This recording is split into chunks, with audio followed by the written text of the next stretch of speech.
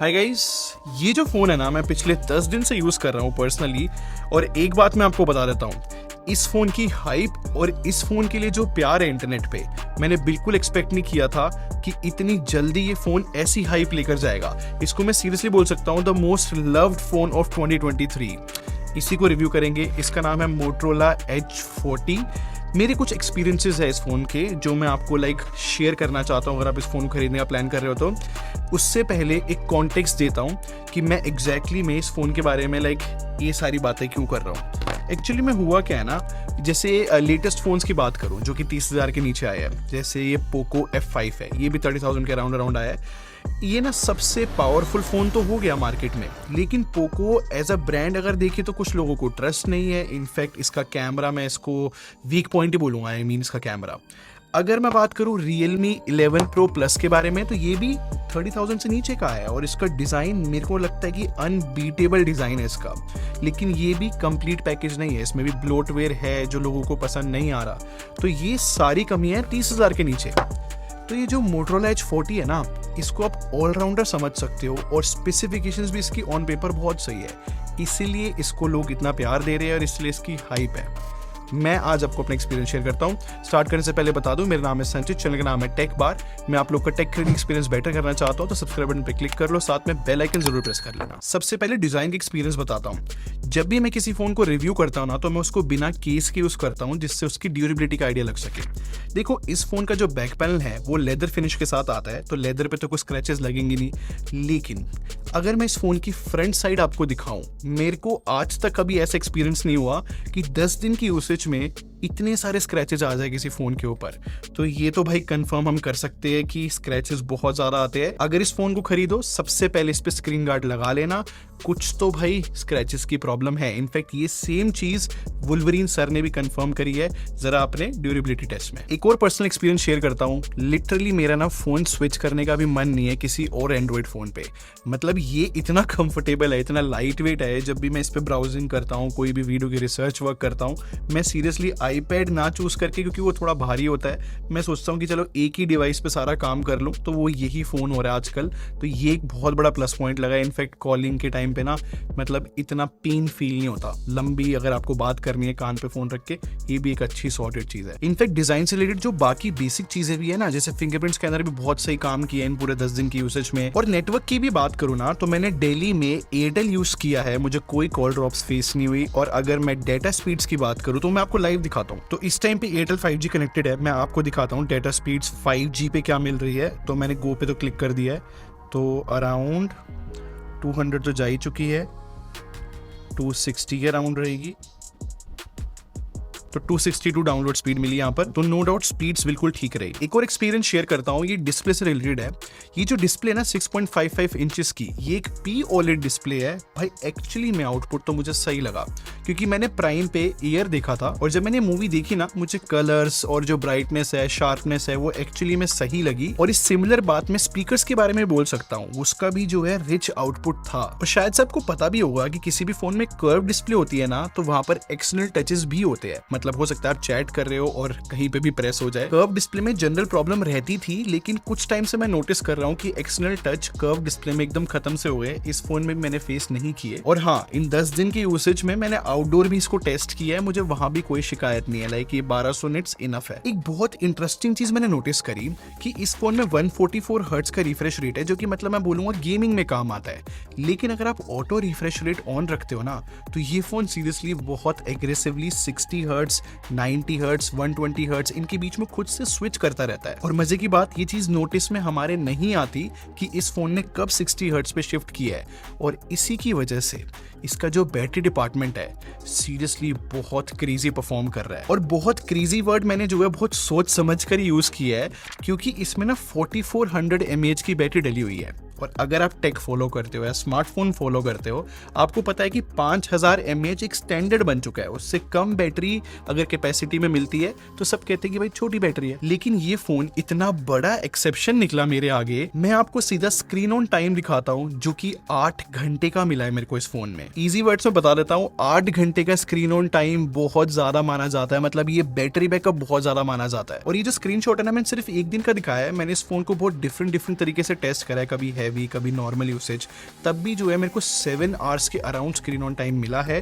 तो मेरा जो डाउट था कि भाई छोटी बैटरी डली हुई है, बैटरी बैकअप अच्छा नहीं होगा, वो तो भाई सॉर्टेड है। और आइडल ड्रेन की भी बात करते हैं, मैंने अराउंड 2 बजे सोया था और फिर सुबह 9 बजे उठा हूँ और 4% बैटरी लॉस ही हुआ।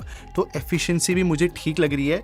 वैसे 68 वॉट की चार्जिंग के साथ ये फ़ोन आता है, इससे भी ज़्यादा बड़े नंबर मैंने यूज़ करे हुए चार्जिंग के। 68 वॉट इज़ गुड, मतलब मुझे यहाँ कोई शिकायत नहीं है। वैसे इस फोन में 15 वॉट की वायरलेस चार्जिंग भी मिलती है, मैंने इसके साथ नहीं यूज़ करी। अब सॉफ्टवेयर की कुछ बातें कर लेते हैं। इस फोन में ना माई यूएक्स मिलती है जो कि एंड्रॉइड 13 पे बेस्ड है। और तारीफ की बात यह है कि इस फोन का प्राइस बहुत सही है, मतलब एग्रेसिव प्राइसिंग बोली जाएगी तब भी इन्होंने ब्लोटवेयर नहीं दी है। मतलब जनरली ब्लोटवेयर हमें तब मिलता है ना फोन में जब प्राइस सस्ता करना हो फोन का। तो मोटोरोला ने ये चीज अच्छी करी हुई है कि एग्रेसिव प्राइसिंग के साथ क्लीन एक्सपीरियंस मिलता है, कोई एड वगैरह भी नहीं है। ये चीज मैंने एंजॉय करी है। और अगर आपने मेरे पुराने रिव्यूज देखे हैं तो मैं हमेशा बग्स के बारे में बात करता हूं। मैंने इस फोन में बहुत माइनर बग्स फेस करे हैं, मतलब ये भी एक तारीफ की बात है कि इतने कम बग्स देखने को मिले। एक बग दिखाता हूं जो मेरे हिसाब से बहुत इरिटेटिंग था। जब भी मैं फोन पे बात कर रहा हूं और मुझे स्पीकर पे करना है फोन को, तो एक डिले के साथ स्पीकर पे होता है वो। एक्चुअली पता प्रॉब्लम क्या है, काफी बार ऐसा हुआ है कि मैंने 2 बार टैप कर दिया स्पीकर वाले बटन पे, तो वो जो है स्पीकर पे होके वापस नॉर्मल ईयरपीस पे हो जाता है। तो मतलब ये डिले होना थोड़ा सा इरिटेटिंग है। एक और चीज, अगर मैंने कभी स्क्रीनशॉट लिया है तो उसको लाइक स्लाइड करने में प्रॉब्लम होती है, खैर खुद से भी हो जाता है बाद में। और बहुत कभी कभी एक और चीज होती है, अगर मैं यूट्यूब पे कोई वीडियो देख रहा हूँ और फिर पिक्चर इन पिक्चर मोड में देखने लगूं मैं वो वीडियो, तो कई बार जो है यूआई लैग करने लगती है। ऑनेस्टली स्पीकिंग ये सारे बग्स बिल्कुल निट पिकिंग करके मैंने बताया है। वैसे जो सॉफ्टवेयर एक्सपीरियंस है मुझे तो काफी एक्चुअली में पसंद आया। और जो बाकी फीचर्स भी है ना, ये फ्लैश लाइट ऑन करना ऐसे करके और ये फ्लिक करके कैमरा ऑन हो जाना, ये सब मैंने बहुत यूज किया है। क्रिटिसिज्म के नाम पे बस मोटोरोला को मैं ये बोलूंगा, इनको सीरियसली अपने अपडेट्स फ्रीक्वेंट करने चाहिए, थोड़े जल्दी लाने चाहिए, उससे पहले लोग बिल्कुल ट्रस्ट खो जाए। अच्छा, अब इस फोन की परफॉर्मेंस की बात बताता हूँ। एक पर्सनल थ्योरी है मेरी, मैं कभी भी आप लोगों को कोई फोन रिकमेंड करता हूँ ना, आई मीन अगर मैं किसी भी फोन को बोलूँ ना कि इसको कोई भी खरीद सकता है, तो एक मस्ट क्राइटेरिया है मेरा कि परफॉर्मेंस तो इनफ होनी चाहिए ज्यादातर यूजर्स के लिए। और ये फोन जो है इस कैटेगरी में फॉल करता है, क्योंकि जो MediaTek Dimensity 8020 है ना, मेरे हिसाब से ज्यादातर यूजर्स के लिए ये इनफ परफॉर्मेंस ले आता है। जैसे कि मैं अपनी बात करूं तो मैंने कुछ रील्स भी इस फोन में एडिट करी है, मुझे प्रॉब्लम फेस नहीं हुई। इनफैक्ट जो डे टू डे टास्क होते हैं ना, जैसे कि मेरा काम है सोशल मीडिया पे रहना, तो मैं सारे सोशल मीडिया एप्स के बीच में जंप करता रहता हूँ, मुझे वहां कोई प्रॉब्लम फेस नहीं हुई।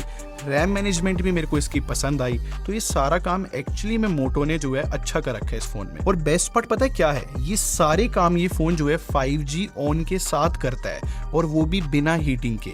हीटिंग ना होना एक सरप्राइजिंग एलिमेंट था। और हाँ, एक बात मैं क्लियरली बता देता हूँ, अगर आप कैजुअल गेमिंग करना चाहते हो तो ये फोन हैंडल कर लेगा। लेकिन अगर आपको बहुत हैवी गेम्स खेलने हैं, जैसे कि रेक फेस्ट हो गया, या अगर आपको हाईएस्ट FPS चाहिए, तो आपको दूसरा फोन देखना पड़ेगा। जैसे कि iQOO Neo 7 एक बहुत अच्छा ऑप्शन है, या पोको F5 अगर आप पोको पे ट्रस्ट करते हो तो, क्योंकि उसका प्रोसेसर बहुत अच्छा है ना, तो वो गेमिंग सही कर लेगा। तो ये थी एकदम रो बातें परफॉर्मेंस डिपार्टमेंट की।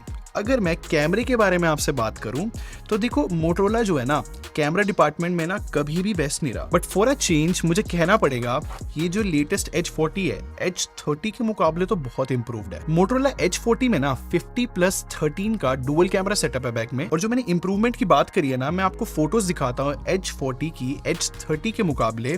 एक चीज तो क्लियरली बोल सकते हैं कि भाई HDR परफॉर्मेंस एक्चुअली में बहुत इंप्रूव हुई है। और H30 में ना एक प्रॉब्लम थी कि वो कुछ ज्यादा ही कॉन्ट्रास्ट ले आता था, उस वजह से ना डार्कर एरियाज मतलब शेडोज में डिटेल नहीं होती थी। H40 में एक्चुअली में डिटेल दिख रही है और ज्यादा कॉन्ट्रास्ट ही नहीं है। खैर एक बात है, H30 में भी थोड़ा सा ओवर शार्पन फील होता था, H40 में थोड़ा इंप्रूव किया है, बट अभी भी ओवर शार्पनिंग है। और बहुत सारी फोटोज देखने के बाद मैं ये भी बोलूंगा H40 में कलर ज्यादा बूस्टेड रहते हैं। खैर बट वैसे अगर मैं मोटोरोला H40 के कैमरे की बात करूँ ना, तो मुझे तो एक्चुअली में सही लगा है प्राइस के हिसाब से। जैसे कि बैकग्राउंड में नेचुरली ब्लर लिया आता है ये, इनफैक्ट डिटेल्स भी होती है फोटो में, बस कुछ चैलेंजिंग सिचुएशन होती है जहां पर ये सॉफ्ट परफॉर्म कर जाता है। खैर कैमरे में यही क्रिटिसाइज करूंगा कि कभी कभी इतनी सैचुरेशन बढ़ जाती है कि ये ना फोटो का कलर बदल जाता है, और ज्यादातर फोटोज में शेडो शेडोज ना ये बहुत ज्यादा बूस्ट करता ही है। और अगर मैं अल्ट्रा वाइड से भी फोटोज दिखाऊं ना तो मुझे ऐसा लगता है कि अल्ट्रा वाइड लेंस जो है ज्यादा कलर प्रोड्यूस नहीं कर पाता, और for some reason ultra wide जो है बिल्कुल लो लाइट के अंदर ना एक पर्पल टिंट लेकर आता है कॉर्नर में। बट एक बात कहनी पड़ेगी, जो मेन कैमरा है ना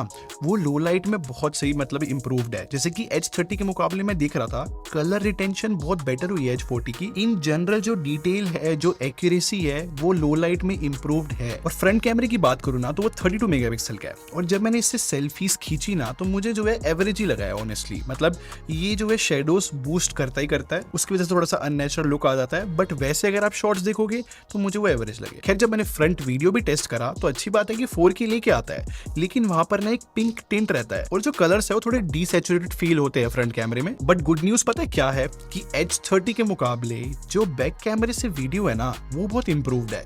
मतलब कोई भी एक्सपोजर की स्टेपिंग नहीं देखने को मिली, एक्यूरेसी कलर की बेटर फील हो रही है H40 में, और जो डेप्थ ऑफ फील्ड है मतलब बैकग्राउंड में जो ब्लर है वो भी ज्यादा देखने को मिलता है H40 के अंदर। तो लाइक बैक कैमरे से वीडियो रिकॉर्डिंग तो सही है। और हाँ, हम इग्नोर नहीं कर सकते कि यहाँ पर मोटरोला ने इस H40 के अंदर पोर्ट्रेट वीडियो दिया है, वो भी इस प्राइस सेगमेंट में, जो कि 720 पे वर्क करता है, बट एटलीस्ट ये फीचर होना एक अच्छी चीज है। देखो कंफ्यूज मत होना, मेरा काम है टेक्निकल चीजें बताना, कमियां बताना, लेकिन अगर मैं ओवरऑल कैमरा देख के चलूं तो इस प्राइस सेगमेंट के हिसाब से ना दी बेस्ट तो नहीं बोलेंगे बट गुड है। तो कंक्लूजन भी मैं बहुत सिंपल सा देना चाहूंगा, मैं जो हूं ना ये फोन सबको रिकमेंड कर सकता हूं।